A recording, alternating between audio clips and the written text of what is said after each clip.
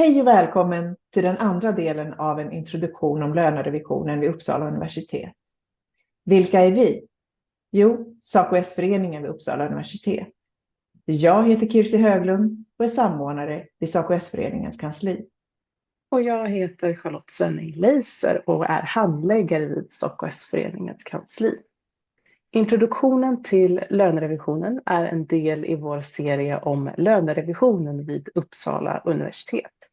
I den första delen berättade vi hur omvärlden påverkar våra löner vid universitetet. Så se gärna på den först om du inte redan gjort det, eftersom att den här delen till viss del bygger vidare på den. I den här delen kommer vi fokusera på hur lönerevisionen går till lokalt på universitetet. Som vi berättade i den första delen är det centrala kollektivavtalet RALS 2010T ett tillsvidareavtal. Att det är sifferlöst, men att lönehöjningen på universitetet förhåller sig till löneutvecklingen i näringslivet och industrin. Ytterligare två viktiga punkter i avtalet som vi kommer att prata om i den här filmen är de olika förhandlingsmodellerna och tidplanen, det vill säga årshjulet för löneförhandlingarna vid universitetet. Enligt det centrala avtalet gäller lönesättande samtal om de lokala parterna inte kommer överens om något annat. Vid Uppsala universitet är parterna, det vill säga Uppsala universitet och SACO-S-föreningen, överens om att ha lönesättande samtal där vi har chefer som är rekryterade, som till exempel på universitetsförvaltningen och på universitetsbiblioteket. Men att ha lokalfacklig förhandlingsmodell ute på institutionerna där vi har kollegialt utsedda chefer och en organisation som parterna i dagsläget bedömer inte skulle gynnas av lönesättande samtal. Det här är en fråga som diskuteras vid varje revision i samband med förhandlingarna om formen för det aktuella årets revision. Den lönesättande samtalsmodellen innebär att den lönesättande chefen och medarbetare har samtal om lönen och det är medarbetaren själv då som skriver på avtalet om en ny lön.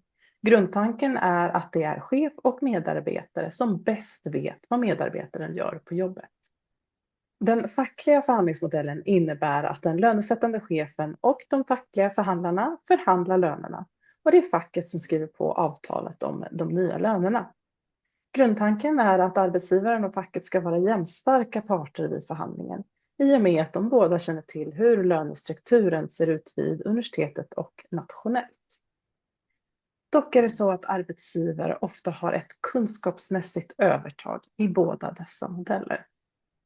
Så för att minska på arbetsgivarens övertag vid den lönesättande samtalsmodellen är samtalet om lön uppdelat i två delar. Så att medarbetaren inte behöver ta ställning till arbetsgivarens förslag på en gång, utan kan kontakta SACO-S-föreningen för att höra om arbetsgivarens förslag är rimligt. Se mer om den lönesättande samtalsmodellen i filmen Lönesättande samtal.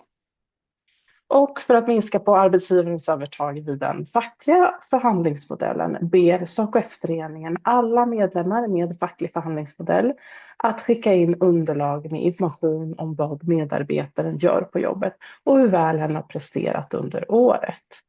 Se mer om den fackliga förhandlingsmodellen i filmen Lokal förhandlingsmodell. Bra att veta är att SECO och STOFRS inte har något avtal om lönesättande samtal, utan att alla medarbetare som är anslutna till dem omfattas av lokalfackliga förhandlingar. Alla är inte heller med i ett fackförbund som har ett kollektivavtal med universitetet. De brukar kallas oorganiserade. För dem gäller att arbetsgivaren sätter lön, utan något lönesättande samtal eller förhandling. Viktigt att notera är att alla medarbetare, oavsett facklig anslutning, har fortfarande rätt till ett lönesamtal. Och principen om rätt lön gäller för alla. Arbetsgivaren får inte ge oorganiserade sämre lön bara för att de inte är med i facket. Men helt klart är att arbetsgivare äger frågan om de oorganiserades löner. Det finns faktiskt en fjärde modell vid universitetet och det är doktorandlönestegen. Doktoranderna har en lönestege som utgår från doktorandernas utveckling från student till forskare. Vilket innebär att doktorandlönerna inte är individuella. Därför har doktoranderna heller inte något lönesamtal i samband med lönerevisionen. Mer information om doktorandlönestegen finns i filmen Doktorandlöner. Enligt det centrala avtalet ska lönerevisionen äga rum den 1 oktober varje år om de lokala parterna inte kommer överens om något annat. Vid Uppsala universitet har vi valt att utgå från den 1 oktober och utveckla ett årshjul med fasta återkommande hållpunkter som är relevanta för lönerevisionen. När allt går enligt plan, så i början på året bjuder alla chefer sina medarbetare till sina medarbetarsamtal. Och parterna utvärderar, alltså det vill säga universitetet och facket, utfallet av föregående lönerevision. Under våren arbetar parterna med lönekartläggningen för att undersöka osakliga löneskillnader mellan män och kvinnor. Och sedan jobbar man med förberedelse inför löneförhandlingarna genom att parterna tar fram underlag för att kunna göra prioriteringar inför lönerevisionen, och cheferna gör sina äskanden för särskilda satsningar som de bedömer inte ryms i deras löneutrymme. Mer om det här i den 3:e introduktionsfilmen. Strax före eller efter sommaren sen så bjuder alla chefer in sina medarbetare till lönesamtal, och sen arbetar cheferna med sina förslag till nya löner. Under hösten sker själva lönerevisionen med lönesättande samtal och löneförhandlingar beroende på vilken lönesättningsmodell medarbetaren omfattas av, så att de nya lönerna kan betalas ut med decemberlönen. Ambitionen är att betala ut lönerna så snart som möjligt efter revisionsdatumet den 1 oktober. Dock kan parterna inte förhandla lönerna innan den 1 oktober. Det är trots allt prestationerna från föregående års 1 oktober till innevarande års sista september som ska ligga till grund för den nya lönen. Det gör att de nya lönerna betalas ut retroaktivt. Säg mer om det i filmen Retroaktiv utbetalning.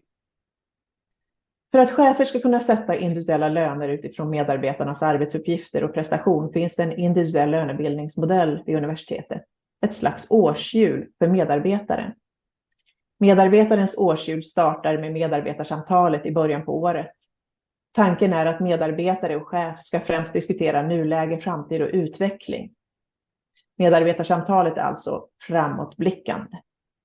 Men sedan medarbetaren strax innan eller efter sommaren har sitt lönesamtal handlar det snarare om att stämma av den gångna periodens arbetsinsats som ett slags uppföljning av medarbetarsamtalet.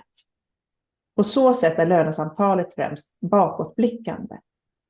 Syftet med lönesamtalet är att chefen ska kunna få underlag till sitt förslag om ny lön utifrån medarbetarens arbetsuppgifter och prestation.